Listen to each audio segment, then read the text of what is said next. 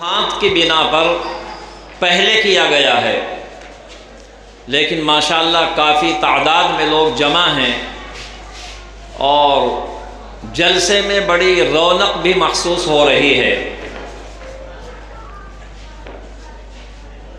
مدرسہ مصباح العلوم کی برکت سے اللہ تعالیٰ نے ہم سب کو آپ کو یہاں جمع ہونے کی سعادت نصیب فرمائی ہے۔ بہت سارے علماء کرام آج کے اس جلسے میں تشریف لا چکے ہیں اور کچھ لانے والے ہیں۔ حضرت مولانا جعفر صاحب تقریر فرما کر تشریف لے جا چکے ہیں، اور ابھی عن قریب دارالعلوم کی ایک اہم شخصیت حضرت مولانا سید سلمان صاحب منصور پوری، نواسہ حضرت شیخ الاسلام حضرت مدنی رحمۃ اللہ علیہ، حضرت مولانا مفتی محمد سلمان صاحب حضرت مولانا سید ارشد مدنی صاحب کے داماد بھی ہیں، دارالعلوم کے معاون محتمم سابق حضرت مولانا قاری محمد عثمان صاحب کے صاحبزادے ہیں، تشریف لا چکے ہیں اور بہت جلدی اسٹیج پر جلوہ افروز ہوں گے۔ دارالعلوم کے ایک دوسرے استاد ہیں حضرت مولانا مفتی محمد توقیر صاحب، انگریزی کے استاذ ہیں، وہ بھی تشریف لا چکے ہیں، اور جیسا کہ اعلان ہوا کہ آخر میں حضرت مولانا مفتی ریاست علی صاحب تشریف لائیں گے، اور انہی کی پرمغز اور مسعود دعا پر جلسے کا اختتام ہوگا۔ کچھ دیر کے لیے میں آپ کے سامنے حائل ہو گیا۔ یہ جلسہ چونکہ مدرسے کا سالانہ جلسہ ہے، اس بہانے سے کچھ دین کی باتیں سامنے آ جاتی ہے۔ عمل کی اگر توفیق ہو جائے تو ایک مسئلہ بھی اگر معلوم ہو جائے تو جلسے کی کامیابی اور ہم سب کے لیے سعادت اور سرخ روئی کی بات ہوگی انشاءاللہ۔ بہت سارے اہم لوگ موجود ہیں یہاں۔ مفتی محمد شوقین صاحب بھی تشریف فرما ہے، قاری محمد احتشام صاحب جن کا پروگرام لاکھوں آدمی دیکھتے ہیں۔ بڑا مبارک جلسہ ہے آپ کا یہ، اور مدرسے کی نسبت پر ہے یہ۔ مدرسہ کس چیز کا نام ہے؟ صرف عمارت کا نام مدرسہ نہیں ہے کہ کچھ کمرے بنا لیے جائیں، کچھ زمین خرید لی جائے۔ صرف مدرسہ عمارت کا نام نہیں ہے، بلکہ مدرسہ نام ہے طلبہ، اساتذہ، پڑھنے پڑھانے والے، اور آپ سب حضرات جتنے موجود ہیں، یہ جتنے نہیں آ سکے وہ سب حضرات اور کمیٹی کے لوگ، چندہ دہندگان، پورا علاقہ مل کر، پوری بستی مل کر، بلکہ تمام مسلمانان ہند مل کر اس پورے مجموعے کا نام مدرسہ ہے۔ طلبہ نہ ہو تو پھر پڑھے گا کون اور کس کو پڑھایا جائے گا؟ اس لیے طلبہ کا ہونا بھی ضروری ہے۔ اساتذہ نہ ہو تو پڑھائے گا کون، مسائل کون بتائے گا، نماز جنازہ کون پڑھائے گا، نکاح کون پڑھائے گا، مسجد کے اندر نماز کون پڑھائے گا، عید کی نماز کون پڑھائے گا، حلال و حرام کے مسائل کون بتائے گا، کفن دفن کے مسائل اور نماز جنازے کے مسائل کون بتائے گا، روزے کے مسائل میں ذرا سے نقطے سے مسئلہ ہی بدل جاتا ہے، حج کے مسائل میں ذرا سے نقطے سے دم واجب ہو جاتا ہے، زکوٰۃ کے مسائل میں تھوڑے سے فرق سے زکوٰۃ ادا نہیں ہوتی، نماز کے مسائل میں تھوڑا سا فرق آ جائے تو نماز نہیں ہوتی، سجدہ سہو واجب ہو جاتا ہے۔ تو اساتذہ کا ہونا بھی ضروری ہے، اور آپ حضرات کا بھی ہونا ضروری ہے۔ آپ نہ ہو جلسے کی رونق کہاں سے ہوگی؟ آپ نہ ہو تو چندہ مدرسے میں کون دے گا؟ یہ عمارت کیسے بنے گی؟ تو چند چیزوں کو ملا کر کے پورے مجموعے کا نام مدرسہ کہلاتا ہے۔ طلبہ کا ہونا بھی ضروری ہے۔ طلبہ کے لیے فضیلت کتنی ہے؟ فرشتے طلبہ کے پیروں کے نیچے پر بچھاتے ہیں اپنے، کتنی فضیلت ہے طلبہ کی۔ دریاؤں کے اندر مچھلیاں اور خشکی کے اندر چیونٹیاں، دونوں قسم کی مخلوق طلبہ کے لیے دعا کرتے ہیں، چاہے وہ چھوٹا طالب علم ہو، بڑا طالب علم ہو، لڑکا ہو یا لڑکی ہو، چاہے وہ رامپور کے بچے یا بچیاں ہوں یا مدرسے میں قیام کرنے والے بچے اور بچیاں ہوں، الغرض کہیں کا بھی پڑھنے والا طالب علم ہو، کتنی ہی اس کی عمر ہو، چاہے تھوڑی عمر کا طالب علم ہو یا زیادہ عمر کا طالب علم ہو۔ دارالعلوم دیوبند میں آپ کو زیادہ عمر کے بھی طلبہ ملیں گے اور تھوڑی سے چھوٹی عمر کے بھی آپ کو طلبہ ملیں گے، سب کی فضیلت برابر ہے۔ تمام طلبہ کا ایک ہی حکم ہے کہ فرشتے ان کے قدموں کے نیچے پر بچھاتے ہیں، مچھلیاں بھی ان کے لیے دعائے خیر کرتی ہے۔ جانوروں میں سب سے بڑا جانور مچھلی ہے اور سب سے چھوٹا جانور چیونٹی کہلاتی ہے۔ تو چھوٹے جانور بھی طلبہ کے لیے دعا کرتے ہیں اور بڑے سے بڑے جانور مچھلیاں بھی دعا کرتی ہے۔ دریاؤں کے اندر اتنی بڑی بڑی مچھلیاں ہوتی ہے کہ ہاتھی اور اونٹ بھی ان کا مقابلہ نہیں کر سکتا، بڑا جانور مچھلی ہوتی ہے۔ تو بڑے سے بڑا جانور بھی ان کے لیے دعا کرتا ہے اور چھوٹے سے چھوٹا جانور چیونٹی بھی طلبہ کے لیے دعا کرتی ہے۔ کتنی فضیلت ہے طالب علم کی۔ حلال جانور ہے مچھلی تو حلال جانور بھی دعا کرتے ہیں ان کے لیے، اور چیونٹی حرام جانور ہے تو دنیا کے تمام حلال جانور اور تمام قسم کے حرام جانور، دونوں قسم کے جانور طلبہ کے لیے دعا کرتے ہیں۔ پھر مچھلی بحری جانور ہے اور چیونٹی بری جانور ہے، خشکی کا جانور ہے۔ پتہ چلا کہ پانی کے اندر رہنے والے جانور اور خشکی کے اوپر رہنے والے جانور سب طلبہ کے لیے دعا کرتے ہیں۔ تو طلبہ نہ ہو تو پڑھے گا کون؟ طلبہ نہ ہو آپ دعوت کس کی کریں گے؟ ماشاءاللہ رامپور کا ماحول تو بہت عمدہ ہے۔ جب میں یہاں ناظم تھا مدرسہ اس میں عرفان العلوم میں، تو کتنے لوگوں سے واسطے پڑھتے تھے۔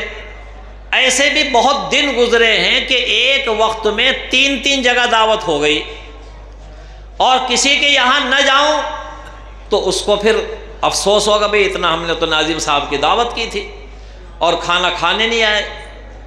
تو مجھے ایک وقت میں 3 جگہ کھانا کھانا پڑتا تھا، سب کے یہاں جایا کرتا تھا تاکہ سب سے محبت رہے، تعلق رہے، سارے خوش رہیں، اسی میں مزہ ہے۔ اور ایک مدرسے میں، ایک گھر میں، ایک بستی میں کچھ ادھر کو روٹھا ہوا بیٹھا، کچھ ادھر کو روٹھا ہوا بیٹھا ہے، کچھ راضی ہے کچھ ناراض ہے، اس میں مزہ نہیں آتا۔ اور چندہ یہاں کا رامپور کا ماشاءاللہ، اب تو مجھے معلوم نہیں زیادہ، مگر مولانا مسرت کہہ رہے تھے ماشاءاللہ اب بھی لوگ بہت چندہ دیتے ہیں اور دے رہے ہیں، اور ہمیں کسی طریقے کی نظام چلانے میں پریشانی نہیں ہوتی، اب بھی وہی ماحول ہے۔ جس وقت میں عرفان العلوم میں ناظم تھا تو لوگ ماشاءاللہ کار میں بٹھا کے لے جایا کرتے تھے۔ ڈاکٹر متین صاحب، حافظ عبدالسمیع صاحب تو اب بھی حیات ہیں ان لوگوں میں سے، ماسٹر اصغر اور مستری اصغر صاحب کا، اور بعض اور لوگ ہیں، قاری ظریف صاحب کا تو انتقال ہو گیا۔ میں کار میں بیٹھا رہا کرتا تھا اور وہ رسید کٹانے آیا کرتے تھے کار میں، چائے پینی ہوئی کسی کے یہاں یا کھانا کھانا ہوا تو کار سے اتر کے جایا کرتا تھا۔ اتنا اچھا ماحول آپ لوگوں کا ہے۔ تو اگر طلبہ نہ ہو تب بھی مدرسہ نہیں چلے گا، اساتذہ نہ ہو تب بھی نہیں چلے گا مدرسہ، اور آپ حضرات نہ ہو تو پھر ہی مدرسہ کیسے چلے گا؟ سب مل کر کے ایک رونق بنتی ہے۔ کمیٹی ہوتی ہے مدرسے کی، کمیٹی کا جذبہ تعاون کا ہونا چاہیے، کمیٹی کا جذبہ حکمرانی کا نہ ہو، ڈکٹیٹری کا جذبہ نہ ہونا چاہیے، کسی کو تنگ کرنے کا جذبہ نہ ہونا چاہیے، تعاون کا جذبہ ہونا چاہیے، محبت اور ملن ساری کا جذبہ ہونا چاہیے، تبھی جا کر کے مدرسوں کے نظام چلتے ہیں۔ تو طلبہ نہ ہو تو تب بھی مدرسہ نہیں چلے گا، اساتذہ نہ ہو تو تب بھی مدرسہ نہیں چلے گا، اور آپ نہ ہو تو تب بھی مدرسہ نہیں چلے گا، سب مل کر کے ایک مجموعہ ہے، بہت بڑی نسبت حاصل ہے آپ کو۔ یہ اس گاؤں میں 2 مدرسے ہیں ماشاءاللہ، اور بھی ہو سکتے ہیں جن کا مجھے علم نہیں ہے، بہت بڑی نسبت حاصل ہو گئی ہے۔ اے زمانہ تجھے کیا خبر ہم فقیروں کو کیا مل گیا، اے زمانہ تجھے کیا خبر ہم فقیروں کو کیا مل گیا، دولت 2 جہاں مل گئی، نسبت مصطفیٰ مل گئی۔ حضرت رسول اللہ صلی اللہ علیہ وسلم کی نسبت حاصل ہو گئی، اس لیے طلباء کو کہتے ہیں مہمان رسول، رسول کے مہمان ہیں یہ۔ اور جب کوئی حج کرنے جاتا ہے تو وہ وہاں جگہ جگہ لکھا ہوا ہے ضیوف الرحمن، ضیوف الرحمن، اللہ کے مہمان آ رہے ہیں، اللہ کے مہمان آ رہے ہیں، وہ جگہ جگہ دیواروں پر لکھا ہوا ہے وہاں۔ تو حاجی اللہ کے مہمان ہوتے ہیں اور طلباء مہمان رسول ہوتے ہیں، کتنی بڑی نسبت حاصل ہو گئی۔ حجر اسود کو ساری دنیا چومنا چاہتی ہے، اپنی جان کو ہلاکت میں ڈال دیتے ہیں لوگ حجر اسود کو بوسہ دینے کے لیے۔ ہر حاجی کی کوشش ہوتی ہے، یہ ہر عمرہ کرنے والے کی یہ تمنا ہوتی ہے، کاش کہ میں حجر اسود کو اپنے ہونٹوں سے چوم لوں۔ بھئی وہ تو ایک پتھر ہے اور کالا پتھر ہے نہایت سیاہ، جس وقت جنت سے آیا تھا تو سفید تھا، لیکن بوسہ لیتے لیتے اندر کی ظلمتیں منتقل ہو گئی اس میں اور وہ سیاہ ہو گیا۔ لوگ جاتے ہیں بوسہ لیتے ہیں، بہت سے تو اچھے بھی ہوتے ہیں، بہت سے ہم جیسے بھی ہوتے ہیں کہ اندر سے بالکل اس ظلمت اور تاریکی بھری پڑی ہے۔ میں تو 40 سال پہلے لیا تھا ماشاءاللہ، تو اندر جو سیاہی اور ظلمت بھری رہتی ہے وہ نکل کر کے وہاں بوسے کے ذریعے سے منتقل ہوتی، اس لیے کالا پڑ گیا اب وہ پتھر، ورنہ تو شروع میں سفید تھا۔ تو دیکھو کتنی بڑی نسبت حاصل ہے اس کو، چونکہ وہ پتھر جنت سے آیا تھا، بیت اللہ پر لگا ہوا ہے، وہ ہر حاجی اس کو چومنا چاہتا ہے اور چومتے ہیں لوگ۔ اور ہم نے تو اپنی آنکھوں سے مرتے ہوئے دیکھے وہی لوگ، مرتے ہوئے، گرتے ہوئے، پڑتے ہوئے، جان نکلتے ہوئے، بے ہوش ہوتے ہوئے، ہاتھ پیر ٹوٹتے ہوئے، مگر پھر بھی ہر حاجی کی تمنا ہوتے کاش کہ میں اس کا بوسہ لے لوں، چونکہ نسبت اس کو اللہ سے حاصل ہے، جنت سے حاصل ہے۔ تو یہ جو مدرسہ ہے اس کو بھی نسبت وہی ہے، رسول اللہ کی نسبت ہے، پڑھنے والے طلباء کی نسبت، پڑھانے والے اساتذہ کی نسبت، کام کرنے والوں کی نسبت، اور آپ سب حضرات کی نسبت، چندہ دینے والوں کی نسبت رسول اللہ صلی اللہ علیہ وسلم سے ہو گئی۔ نسبت سے پورا حکم بدل جاتا ہے۔ بیت اللہ کے دروازے پر لوگ لپٹتے ہیں، دعائیں مانگتے ہیں، میزاب رحمت پر دعائیں مانگتے ہیں، لوگ اپنی جان کی پرواہ نہیں کرتے ہیں نسبت کو حاصل کرنے کے لیے۔ کنکریاں مارتے ہیں، کتنے حادثے پیش آتے ہیں وہاں، اس کی نہیں کوئی پرواہ کرتا، طواف کرتے ہیں، سعی کرتے ہیں، اس کی کوئی پرواہ نہیں حاصل کرتا۔ نسبت بہت بڑی چیز ہوتی ہے۔ حضرت مولانا قاسم صاحب نانوتوی رحمت اللہ علیہ بار بار گنگنایا کرتے تھے، شعر پڑھا کرتے تھے کہ اگر میں جیوں تو حرم کے کتوں کے ساتھ پھروں، اور اگر مروں تو مدینے کے مرغوں مار مجھے کھائیں۔ نسبت تھی حرم کا کتا کہ اگر زندہ رہوں دنیا میں تو حرم کے کتوں کے ساتھ زندگی گزاروں، جیوں تو سگانے حرم کے ساتھ پھروں، مروں تو کھائیں مجھے مدینے کے مرغوں مار۔ بار بار یہ شعر پڑھتے تھے، چونکہ نسبت حرم کے کتے کو حرم سے ہو گئی، اگرچہ کتا ہے لیکن نسبت تو بہت بڑی حاصل ہو گئی۔ اسی وجہ سے حرم کے شکار کو مارنا جائز نہیں ہے، وہاں سے کوئی چیز اکھاڑنا، گھاس کاٹنا، وہاں کے درخت کو کاٹنا جائز نہیں ہے۔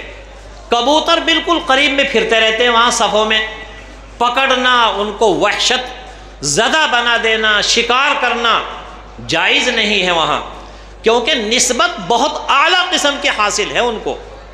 حضرت مدنی رحمۃ اللہ علیہ ذی قعدہ میں چونکہ لوگ حج کے لیے جاتے ہیں، دسترخوان پر کھانا کھاتے کھاتے گنگنایا کرتے تھے کہ عشاق رسول، حج کرنے والے لوگ، کوئی سعی کر رہا ہوگا، کوئی طواف کر رہا ہوگا، کوئی حجر اسود کا بوسہ لے رہا ہوگا، تو گنگنایا کرتے تھے کہ اجازت ہو تو آ کر میں بھی شامل ان میں ہو جاؤں، اجازت ہو تو آ کر میں بھی شامل ان میں ہو جاؤں، سنا ہے کل تیرے در پر ہجوم عاشقاں ہوگا۔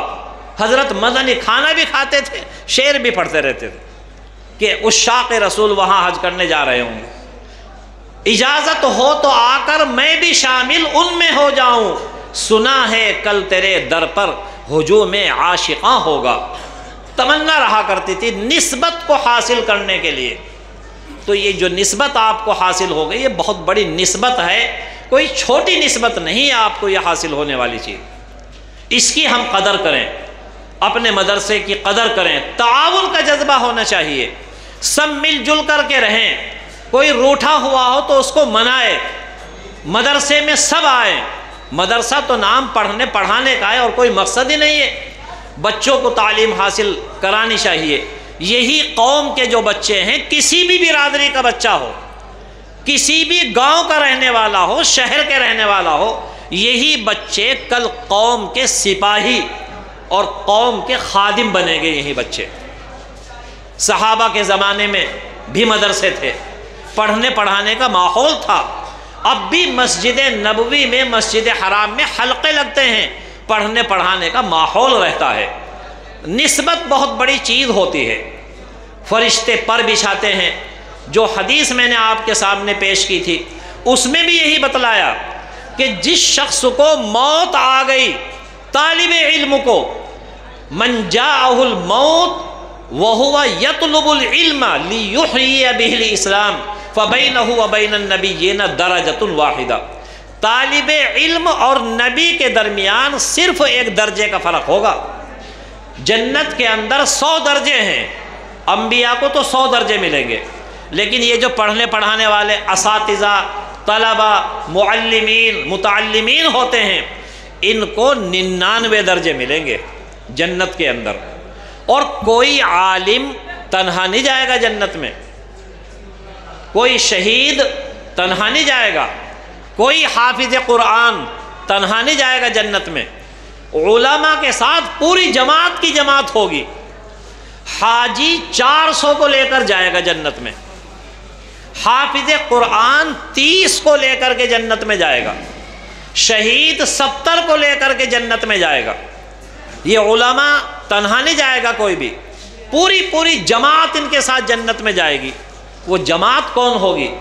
وہ محبت کرنے والے، مصافحہ ملانے والے، ان کا تعاون کرنے والے، ان سے اپنی نسبت کو حاصل کرنے والے، پوری کی پوری جماعتیں جمع غفیر کی شکل میں ایک ایک عالم کے پیچھے جماعت کی جماعت جوق در جوق جنت میں جائے گی۔ تو کتنی بڑی نسبت حاصل ہو گئی، خالی نہیں جاتی یہ نسبتیں۔ ایک واقعہ لکھا ہے کہ ایک حافظ قرآن تو نیچے بیٹھا ہوا تھا اور ایک صاحب اوپر ٹیلے سے گزر رہے تھے، تو اس گزرنے والے نے یہ سوچا کہ بھئی حافظ قرآن تو نیچے بیٹھا اور میں اوپر سے گزر رہا ہوں، تو بڑی بے ادبی ہے یہ، حافظ قرآن نیچے میں اوپر، تو بے ادبی ہے حافظ قرآن کی۔ تو اس لیے وہ اوپر سے نیچے آنے لگا، جب نیچے آ رہا تھا تو اتفاق سے پیر لڑک گیا اس کا اور وہی بیچارہ مر گیا، انتقال ہو گیا، کسی کے خام میں آیا۔ اللہ نے کیا برتاؤ کیا اس کے ساتھ؟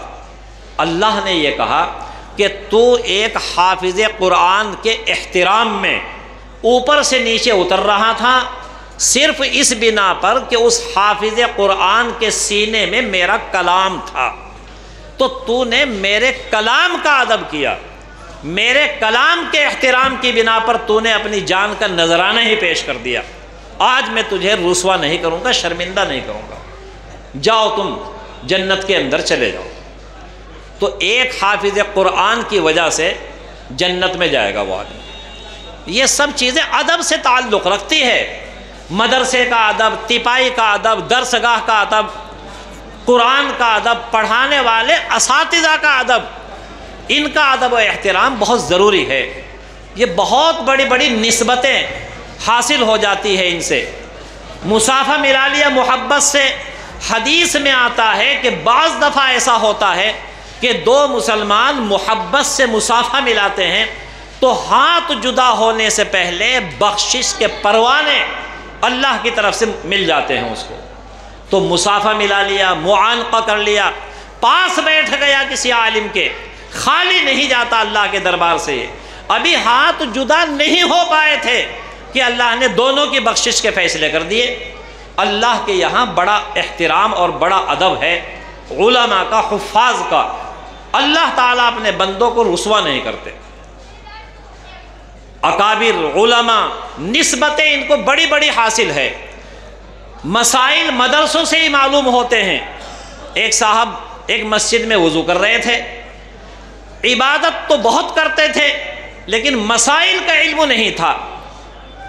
تو ناک کے اندر جو دو سوراخ ہوتے ہیں، یہاں پٹی لگا رکھی تھی انہوں نے ناک کے سوراخ میں، اور ایک آنکھ کے اوپر بھی پٹی باندھ رکھی تھی۔ ایک لڑکا مدرسے سے پڑھائی چھوڑ کر جا رہا تھا، پڑھنا نہیں چاہتا تھا، تھوڑا بہت پڑھا لکھا تھا۔ تو باپ نے غصے میں یہ کہہ دیا کہ بھئی اگر نہیں پڑھتا تو بھاگ جائے یہاں سے۔ بس اس نے تو موقع غنیمت سمجھا، مدرسے سے بھاگ کے چلا گیا، اسی مسجد میں جان بچا کے بیٹھ گیا۔ مگر دو چار مسئلے تو جانتا تھا وہ۔ تو اس نے دیکھا کہ ایک بڑے میاں وضو کر رہے ہیں اور اس کے ناک کے اوپر پٹی بندھی ہوئی ہے اور آنکھ کے اوپر بھی پٹی بندھی ہوئی ہے، ایک آنکھ کھلی ہوئی، ایک پہ پٹی بندھی ہوئی ہے۔ اس لڑکے نے پوچھا کہ بڑے میاں آپ نے یہ پٹی کیوں باندھ رکھی ہے اور ایک آنکھ کے اوپر بھی آپ نے پٹی باندھ رکھی ہے، اس کا کیا مقصد ہے، ایسا کیوں کر رکھا ہے آپ نے؟ تو بڑے میاں نے یہ کہا کہ بھئی آنکھ کے اوپر تو پٹی اس لیے باندھی کہ ایک آنکھ سے کام چلا رہا ہوں میں، ایک آنکھ سے اچھی طرح دیکھ جاتا ہے مجھے، ایک آنکھ کی ضرورت نہیں، میں نے پٹی باندھ لی اس کے اوپر۔ اور ناک کے اندر ایک پٹی میں بدبو ڈال کر کے میں نے اپنے ناک میں رکھی۔ میری طبیعت چاہ رہی تھی ایک دن عطر اور خوشبو لگانے کی، میں نے اپنے نفس کو یہ کہا کہ تجھے خوشبو نہیں سونگنے دوں گا، تجھے بدبو سونگاؤں گا میں۔ تو میں نے تو یہ پٹی میں بدبو لگا کر کے اپنے ناک میں ڈال دی۔ اس طالب علم نے کہا کہ آپ نے جتنے بھی آج تک اس طریقے کے وضو کیے ہیں، آپ کا تو ایک بھی وضو نہیں ہوا اس طریقے سے، اور جب وضو ہی نہیں ہوا تو نماز کیسے ہوگی آپ کی؟ منہ دھونا وضو کے اندر ضروری ہے، بال برابر بھی اگر خشک رہ گیا وضو نہیں ہوگا، اس لیے آپ کا تو وضو ہی نہیں ہوا، نماز کہاں سے ہو جائے گی آپ کی؟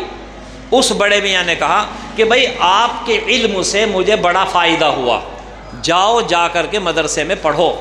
چنانچہ وہ طالب علم تو بھاگ کے جا رہا تھا، اس کی سمجھ میں بات آ گئی، بھئی واقعی پڑھنے سے تو امت کا بڑا فائدہ ہے، کتنی اصلاح ہوتی ہے پڑھنے پڑھانے سے، مدرسوں سے کتنے مسائل بیان کیے جاتے ہیں۔ اس لیے اس طالب علم نے پھر پڑھنا شروع کر دیا اور پھر بڑا عالم ہو کر کے گزرا۔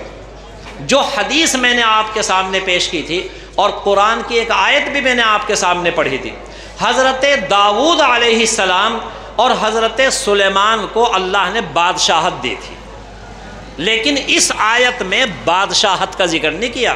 وَلَقَدْ آتَيْنَا دَاوُودَ وَسُلَيْمَانَ عِلْمًا، کہ ہم نے سلیمان اور داؤد کو علم عطا کیا، بادشاہت کا ذکر نہیں کیا، مالداری کا ذکر نہیں کیا، حکومت کا ذکر نہیں کیا، سلطنت کا ذکر نہیں کیا، کیونکہ آج حکومت ہے، ممکن ہے کل کو یہ حکومت زوال پذیر ہو جائے، خاتمہ ہو جائے اس حکومت کا۔ آج دولت ہے، کل کو دولت نہ رہے، آج عہدہ ہے، کل کو عہدہ نہ رہے، حکومت ڈھلتی پھرتی چھاؤ ہے، آج یہاں ہے تو کل وہاں ہے۔ اس لیے اللہ نے اپنے کلام مجید میں حکومت کا ذکر نہیں کیا، بادشاہت کا ذکر نہیں کیا، علم کا ذکر کیا ہے۔ علم اندر کی چیز ہوتی ہے اور ساری مال و دولت باہر کی چیز ہوتی ہے۔ کپڑے بہت خوبصورت پہن لے آدمی، اندر کچھ نہ ہو، کپڑوں سے خوبصورتی نہیں آتی۔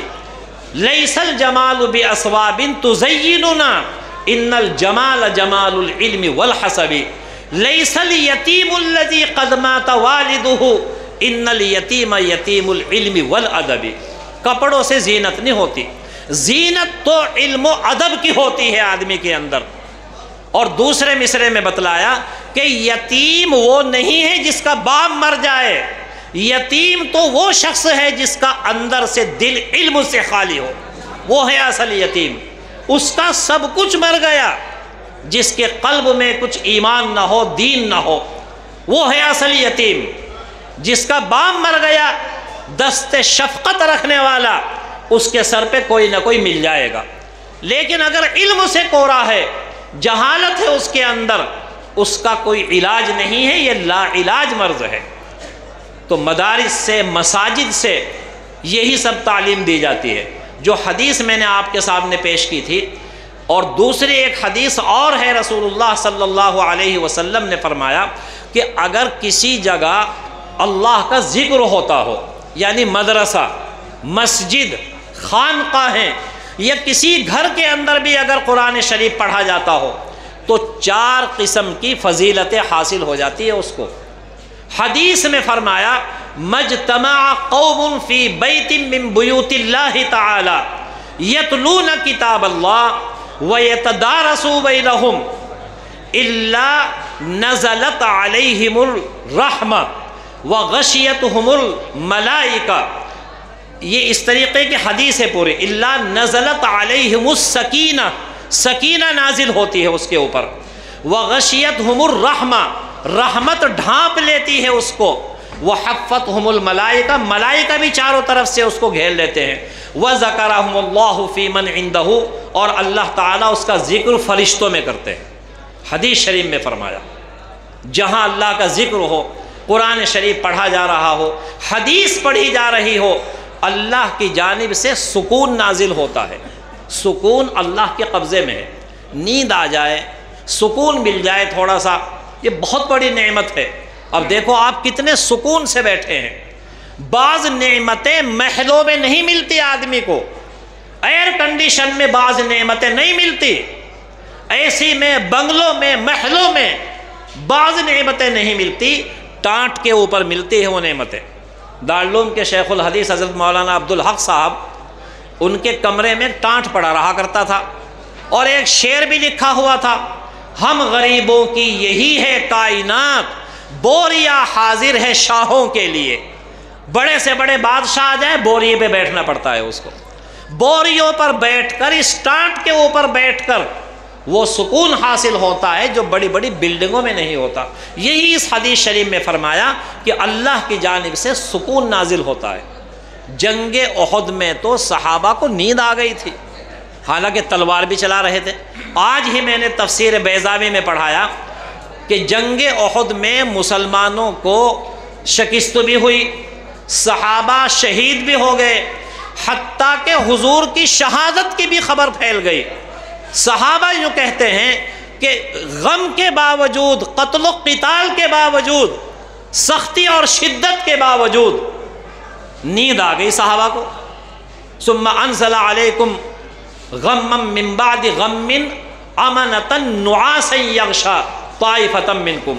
صحابہ کہتے ہیں کہ بھئی تلوار ہمارے ہاتھ سے گر رہی تھی، ہم پھر پکڑتے تھے، پھر گر رہی تھی، پھر پکڑتے تھے۔ جتنے غم صحابہ کو پیش آئے سارے ختم ہو گئے وہیں۔ حالانکہ جہاد کی بات ہے، یہ تلوار بھی چل رہی ہے اور صحابہ کو نیند بھی آ رہی ہے۔ یہ عجیب بات ہے، ورنہ غم میں تو نیند نہیں آتی۔ تلوار چل رہی ہو، گھمسان کی لڑائی ہو، قتل ہو رہے ہوں لوگ، خون کے فوارے بہہ رہے ہوں، تو نیند کا کیا مطلب؟